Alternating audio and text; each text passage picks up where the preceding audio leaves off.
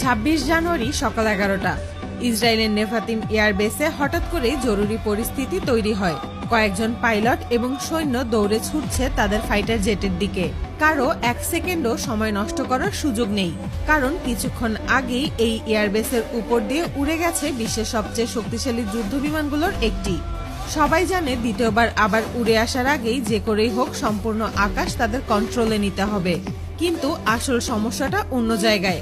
ইসরায়েলের আকাশ প্রতিরক্ষা ব্যবস্থা পৃথিবীর মধ্যে অন্যতম শক্তিশালী।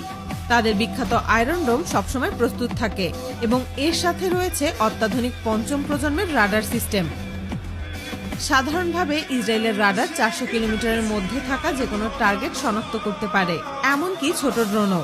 শুধু তাই নয়, আয়রন ডোম একসাথে প্রায় ২০০টি টার্গেট লক করতে পারে এবং একই সময় ৫০টির বেশি টার্গেটে আক্রমণ চালাতে সক্ষম। এত শক্তিশালী সিস্টেম থাকার পরও কিভাবে একটি যুদ্ধবিমান এত সহজে তাদের আকাশে ঢুকে গেল সেটা রাডার অফিসারদের মাথায় ঢুকছিল না। রাডার রুমে তখন তীব্র আলোচনা, অফিসারদের চোখ শুধু স্ক্রিনে।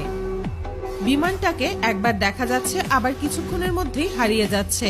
কিছুক্ষণ বিশ্লেষণ করার পর একজন অফিসার নিশ্চিত হন এটা সাধারণ কোনো বিমান নয়, এটা রাশিয়ার তৈরি অত্যাধুনিক স্টেলথ ফাইটার জেট। আর তখনই সবার মাথায় একটা প্রশ্ন ঘুরতে থাকে, রাশিয়া কেন ইসরায়েলের আকাশে? এরপর পরিস্থিতি আরো জটিল হয়ে ওঠে, কারণ রাশিয়ান যুদ্ধ বিমানটি তখন ইসরায়েলের বন্দর এলাকার কাছাকাছি ঘোরাফেরা করছিল। এই বিমান স্টেলথ প্রযুক্তি ব্যবহার করে তৈরি, যার মানে হলো এটা রাডারের চোখ ফাঁকি দিতে পারে। তখন ইসরায়েলি বাহিনী বুঝতে পারে এটা রাশিয়ার সবচেয়ে আধুনিক SU-57 ফাইটার জেট।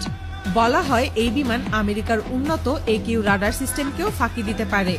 শুধু তাই নয়, এটি শব্দের প্রায় ২.৫ গুণ গতিতে উঠতে পারে এবং একসাথে প্রায় ১২ টন পর্যন্ত অস্ত্র বহন করতে সক্ষমতা রাখে।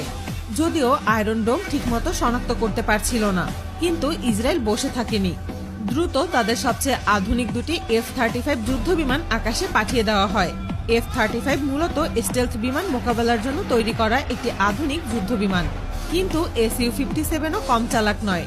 এই বিমানে রয়েছে বিশেষ সেন্সর, যা প্রায় ২০০ কিলোমিটারের মধ্যে থাকা যে কোনো শত্রুকে শনাক্ত করতে পারে। ফলে রাশিয়ান পাইলট সহজেই বুঝে যায় তার দিকে দুটো বিমান এগিয়ে আসছে। সাথে সাথে SU-57 তার অবস্থান বদলে বন্দর এলাকার উত্তর প্রান্তের দিকে ছুটে যায়, কিন্তু একটি F-35 সরাসরি তার সামনে চলে আসে। সাধারণত এমন পরিস্থিতিতে যে কোনো বিমান দ্রুত পালানোর চেষ্টা করে, কিন্তু ইসরায়েলি পাইলটরা খেয়াল করে SU-57 যুদ্ধ বিমান একটুও ভয় পাচ্ছে না। সে দ্রুত